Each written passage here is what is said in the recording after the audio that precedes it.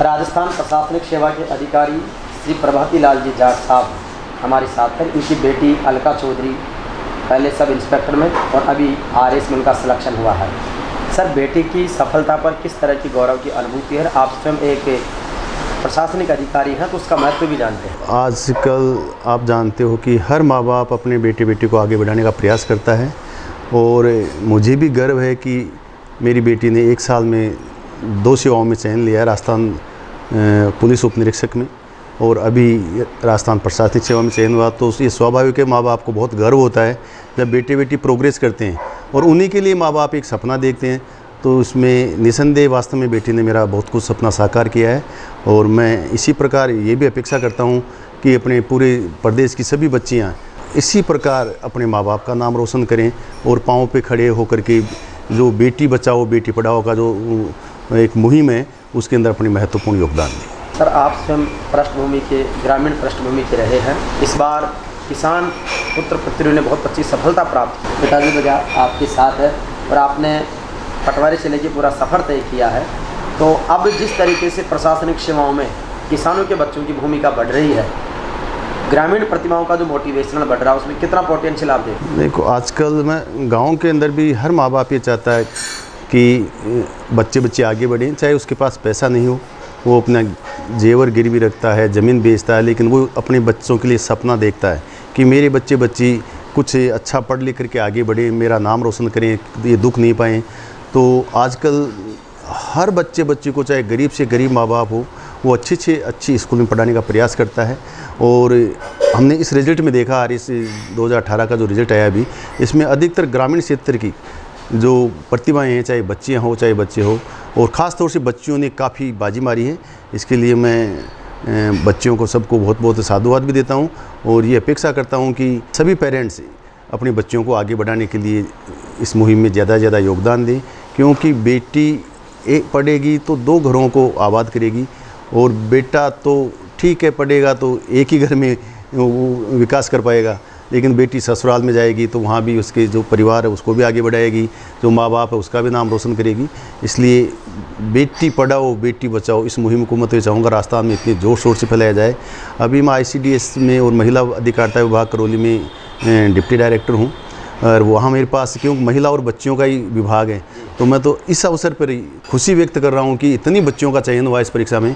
और मैं आगे भी यही उम्मीद करूँगा कि चाहे शहरी हो चाहे ग्रामीण क्षेत्र की हो, सभी बच्चियाँ आगे बढ़ें और अपने समाज को एक गति प्रदान दें। प्रशासनिक सेवा में स्वयं है तो उसके कार्य की चुनौतियों को भी आप अच्छी तरह जानते हैं, तो नए प्रशासनिक अधिकारियों को क्या संदेश देना चाहेंगे कि किस तरीके से अपनी कर्तव्य निष्ठा का निर्वहन करें? मैं नए प्रशासनिक अधिकारी जो सभी का चयन हुआ उससे सबसे पहले तो मैं इन सबको शुभकामनाएं देता हूं। और चयन होना तो एक ठीक है, कठिन चुनौती है, काफ़ी संघर्ष करना पड़ता है, काफ़ी मेहनत करनी पड़ती है, लेकिन चयन होने के बाद में और भी ज़्यादा चुनौतियां सामने आएगी और उन चुनौतियों का डट करके विवेकपूर्ण मुकाबला करना ही प्रशासनिक सफलता है। मैं आपको ये बता दूं कि इसमें कई प्रकार के आपके ऊपर दबाव भी आते हैं। प्रशासन के अंदर निष्पक्ष रहना भी एक बहुत बड़ी चुनौती है।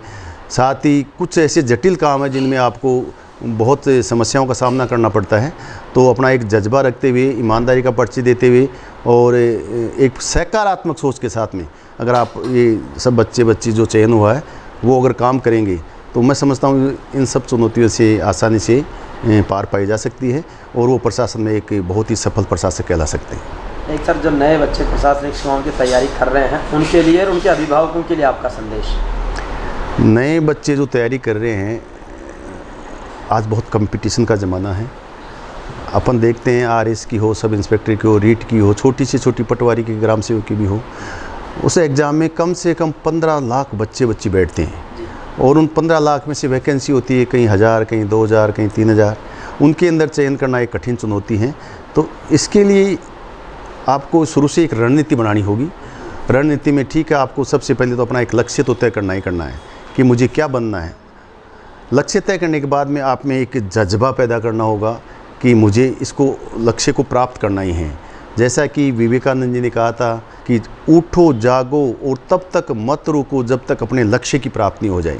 लक्ष्य तय करने से ही लक्ष्य प्राप्त नहीं हो जाता, उसके लिए उसको कठिन परिश्रम करना होगा और योजनाबद्ध परिश्रम करना होगा, निरंतर परिश्रम करना होगा।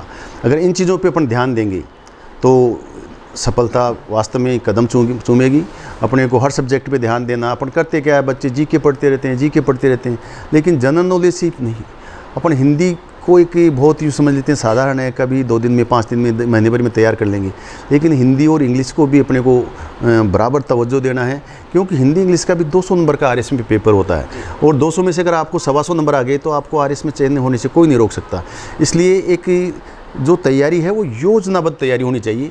और दूसरा मैं ये भी कहूँगा, लिख करके अगर बच्चे पढ़ेंगे तो उसमें सफलता ज़्यादा संभावित है, क्योंकि लिखने से ज़्यादा अपने दिमाग में वो मेमोरी में फीड होती हैं और वो अपना अच्छे अंक ला सकते हैं उसमें।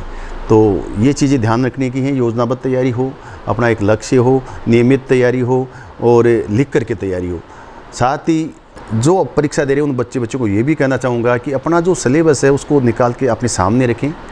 पिछले 10 साल के पेपर्स हैं वो निकाल के अपने सामने रखें, और रेगुलर कम से कम आप 2 क्वेश्चन लिख करके उनकी खुद आंसर लिखने का प्रयास करें, उत्तर लिखने का प्रयास करें। आपको महीने 2 महीने बाद में ये पता लग जाएगा कि आपकी क्या कमियां रही। जब आप जो तैयारी करोगे और जो आप में कॉन्फिडेंस आएगा, त्यों आपको ये भी पता लग जाएगा कि मैंने इस 5 नंबर के क्वेश्चन में जवाब लिखा है, इसमें मेरे पहले तो 2 ही नंबर आते, अब और चीज़ें उसमें जुड़ जाएगी। जब वो पढ़ेंगे उसका थोड़ा सा दृष्टिकोण विस्तृत होगा, तो वो अपने आप उत्तर लिखना सीखेंगे। और जो नंबर बढ़ाने का तरीका होता है कि आज एक विद्यार्थी के 5 में से एक क्वेश्चन में 1 नंबर आ रहा है, एक 2 आ रहा है, एक 5 आ रहा है, वो मेथड अपने आप उनको आ जाएगा। इसलिए रोज़ 2-3 क्वेश्चन के उत्तर खुद को विद्यार्थी को प्रैक्टिस करनी चाहिए, उससे भी उसमें कॉन्फिडेंस आता है और उत्तर भी परिमार्जित होता है। तो निश्चित रूप से सबके लिए बहुत अच्छा संदेश आदरणीय एडीएम साहब ने दिया है। सभी को सफलता की शुभकामनाएं और सबके साथ अच्छे परिणाम आए इस बात के लिए। Thank you. JVP media group के किवाड़ा साहब को भी मेरा बहुत बहुत शुभकामनाएं। आप समाज के लिए, संस्कृति के लिए और शिक्षा के लिए जो प्रयास कर रहे हैं वास्तव में सराहनीय है, और इनको और आगे बढ़ाते रहें। मैं आपके इस मीडिया को और इस चैनल को आगे बढ़ाने के लिए बहुत बहुत शुभकामनाएं देता हूँ। धन्यवाद सर।